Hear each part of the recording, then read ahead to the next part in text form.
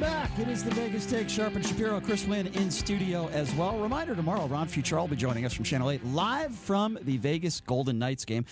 Since we're still on the topic of gambling, Chris Winn, bad beat. He had the under in the Philadelphia 76ers Nets game. But it was so close. I think they scored I think they scored 420 points. The final is 145 to 123. The Sixers almost reached the over by themselves. Not a good look for your bet there, Shap, am I wrong? But did we not see an NBA playoff game just yesterday where they combined for 158 points? Yeah. In the Pacers Celtics game, yeah. You got to be kidding me! And then in the same conference today, they scored 100 more points. They scored 268 points. Talk about no defense. Wow, that's just incredible in the Philadelphia 76ers game. NBA playoffs are fun. We'll get to that in a little bit, but I do, of course, want to talk about the Vegas Golden Knights.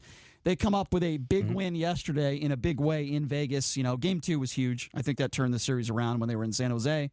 But Mark Stone, first career hat trick, not just for himself, but for the Vegas Golden Knights organization. The hats were flying yesterday. Where would this team be without Mark Stone? I mean, unbelievable performance by him, and great performance by the team as a whole in general. They really embarrassed the San Jose Sharks. I thought the Reeves fight was certainly one to behold and to watch. That was a lot of fun as well. Well, it was a cherry on top of the sundae, wasn't it? Because you had the Golden Knights scoring a goal in the first minute of every single period. I believe they're the second team in NHL history to actually do that. Everything was clicking offensively for the Golden Knights. Defensively, they were able to bend but don't break. But then, of course, you get the fight between both Ryan Reeves and Evander Kane in the third period. I give Kane respect for trying. It was just a great moment for all of Vegas Golden Knights fans. I would say it was the best win of the Vegas Golden Knights in their franchise as far as having all those aspects of that game and having it be in a Game 3 where you had a tie series. I'd put that right now as the most significant. I'd put it this way. I'd put it as the most significant win in franchise history. I would say the most significant win, and you might disagree with me on this, and that's fine. But I think the most significant win was Game 1 of the season last year. This was a short period of time after the October 1 shooting. I thought, and it was against a bad team. I think it was against Arizona Coyotes, right? Yes. But the reason why I say that was so significant, first of all, I don't think there was a person in the arena last year, Game 1, that wasn't teary-eyed because I thought the ceremony to open it. And by the way, that Arizona, that hockey team, they're very classy, and they stood by the Knights. I just thought it was very emotional, and they won the game. And I just thought for the fans and for everyone that was involved, I thought that was the most significant. But if you're just talking about pure hockey and you're just talking about, I would say Game 1 of the Stanley Cup Finals, when we had the Stanley Cup Finals in Las Vegas last year against the Caps, and we all know how that turned out, right? But the fact that they won Game 1, and it would have been nice if they won the Stanley Cup, winning Game 1 of the Stanley Cup Finals to me was just unbelievable. The atmosphere was incredible. You can't beat it. But Game 1, the regular season last year, to me is what ranks up there. This is right up there as well. I agree with you. The Vegas Golden Knights are proving that when they are 5-on-5, they are just by far the better hockey team. They are just a better team than the San Jose Sharks. And guys like Burns, got a couple all-stars on that team, no doubt about it, but they're just not good enough. And they're trying to win the physical battle, and they're not. This year's team is different. They have an Ovechkin-style difference maker in Mark Stone. Bottom line. Well, with Mark Stone, it's more of a two-way player. He's thought of as the best two-way player in hockey. I don't know if he's that electrifying from an offensive standpoint. Look, he's been absolutely spectacular in the last couple of games, and no question he's been the difference maker on that end of the ice. But around the NHL, we don't think of we don't think of Mark Stone in that category of an Ovechkin. But the fact of the matter is, for the Golden Knights, what's been key is there's been other pieces that have stepped up and starting to play at an all-star caliber type of clip. Okay, and also, look, you mentioned Shapiro, Brian, about the team chemistry being it's just different. It's a different team than it was a year ago. Obviously, James Neal not being there and Dave Perron not being there, but they've been replaced by guys like obviously Mark Stone and of course Pacioretty, who also was a goal scorer yesterday. So getting these two type of guys has been key for them. This team has star power. Last year's team did not have star power. I don't know if I James Neal was a star. James Neal was certainly a star, and when you look at the year that Carlson had, you had to say that he had star power. And certainly when you got a guy between the pipes like Flower, who is going to go down as a Hall of Fame goaltender, the year he had last year and the year he's having this year at his age with all the concussions that he has had is unreal. It's unbelievable. And you know what was great was they were able to weather that storm, right? Shap and JD, like there was that period of time there in the third period where you had McNabb accidentally knocking a goal into his own net, and then they scored right after that. But a huge key was, I believe, 1 or 2 minutes after that, where it was bumped down to 5-3 at that point, right? And Marc-Andre Fleury just made a spectacular save off of somebody from the Sharks whose name escapes me, and then the Golden Knights were able to go down and get that huge 6th goal, which kind of put an end to the whole thing. But it was that transition period there where you kind of weathering the storm, stuff's not going exactly right, and they were able to keep that a 2-goal game, and then getting, of course, that 3-goal difference. Well, we'll take a couple phone calls on this, and I'd certainly like to talk to some people out there that perhaps were at the game yesterday. I wasn't at the game yesterday. I would have liked to have been there, but I wasn't there yesterday. But that's myself as well. Yeah, that's another story for another show. 257-5396 is the number to call if you'd like to be a part of the program. Again, that number to call. We're talking a little Vegas Golden Knights hockey. 257-5396. Love to hear from you if you were at the game, or even if you're watching it on your pleasure of your couch at home. I'd love to hear from you. What do you think about this possible run, maybe, towards another Stanley Cup. Towards another at least Stanley Cup Finals. I don't know if they're that good enough to get there, but certainly the way they've looked, the San Jose Sharks looked like the last 2 games, it wouldn't surprise me. The Lightning are down 3-0. That's crazy against Columbus. That to me, that is shocking. I thought the Lightning were one of the favorites to win it all this year. Hockey's a weird sport. In this aspect, it's kind of like, in a sense, like Major League Baseball, where at the beginning of the year, usually the favorite to win it all does not do it. And the NBA is completely different. I would not be shocked if it was a repeat of last year's Stanley Cup with the Capitals and the Knights. Don't want to get with the Knights prevailing. Let's not get too far ahead of ourselves, though, because if the Knights have to win tomorrow, if they don't win tomorrow, the series is tied up and it's 50-50, and it could go either way, and San Jose has home ice. So tomorrow is a huge game. Huge game for both teams, and we'll have to wait and see. If San Jose can win tomorrow, then all of a sudden they're feeling good about themselves again.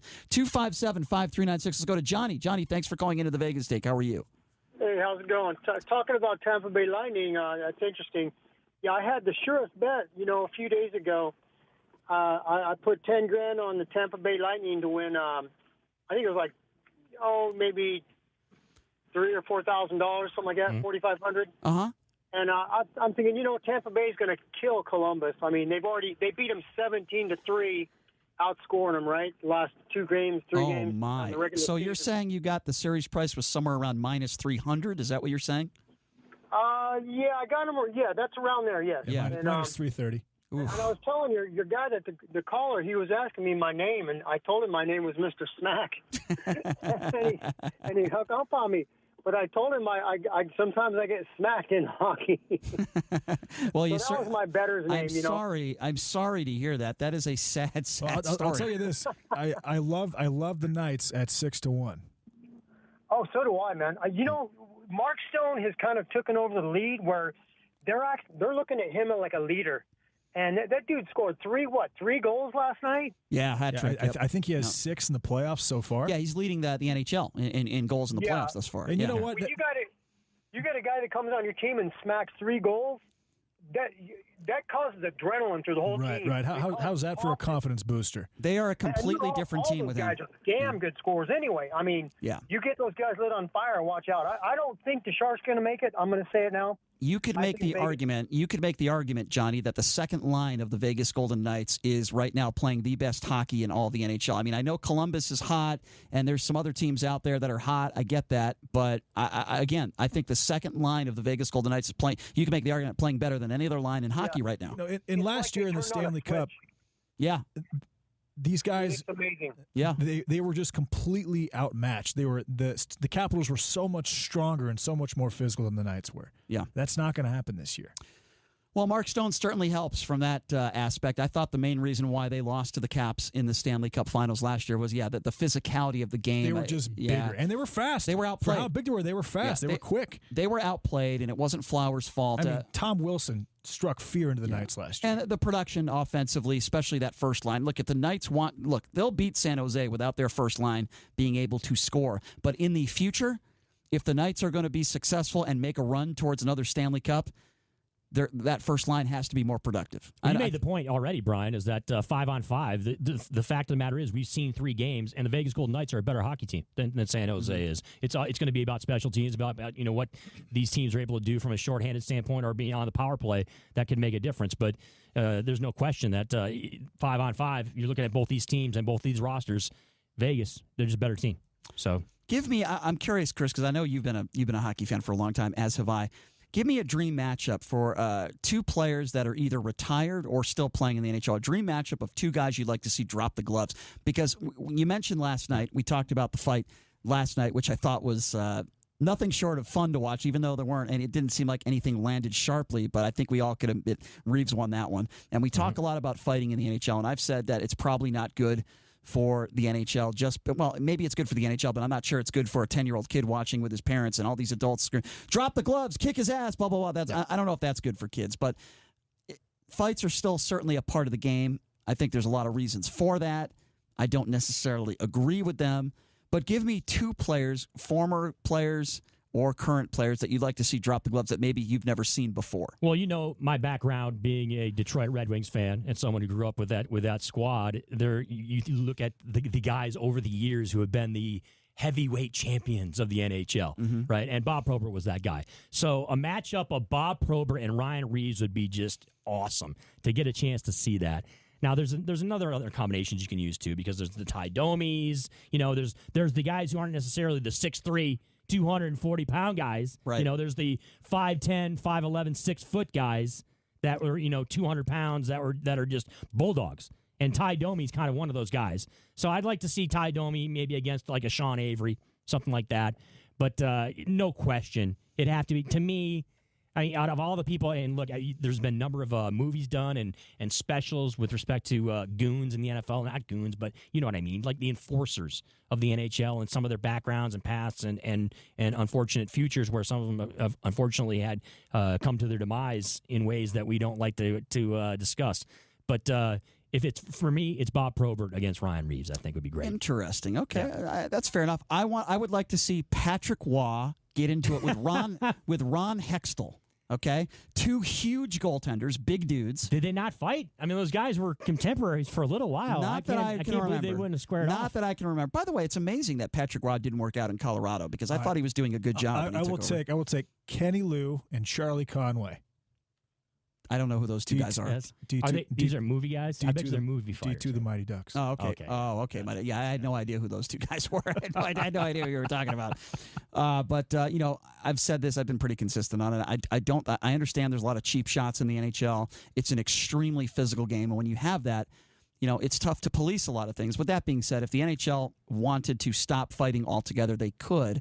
And there's been a lot of talk about how a lot of these fighters back in the day, suffer from a lot of disorders because of, they were those enforcers back in the day. I don't think it's good in the long run for hockey. I don't think it's good to watch these kids thinking that it's okay to drop the gloves and go at it and to get rewarded for it. I do think it's bad. With that being said, who does not support that is Gordon Bombay. Mm-hmm. Well, with that being said, I do think that I understand why the NHL would support it. I understand why players like to get into it, but again, I just don't think, I don't want to sound like the wussy on the radio saying, fighting is really bad. It's bad for you. But I mean, I do think in the long run, it's bad for the NHL. You know why to support it? Because of the reaction. Look, it was a great game last night between the Golden Knights and the Sharks, but the reaction of the crowd there at T-Mobile Arena when those guys dropped the gloves and squared off, that is why the NHL is not on board with just getting rid of hockey altogether. It's because of that type of atmosphere and reaction that we saw when that matchup between Reeves and Evander Kane. If they want to really get rid of it, they could do it in a way that maybe doesn't completely get rid of it, but you're not allowed to drop the gloves.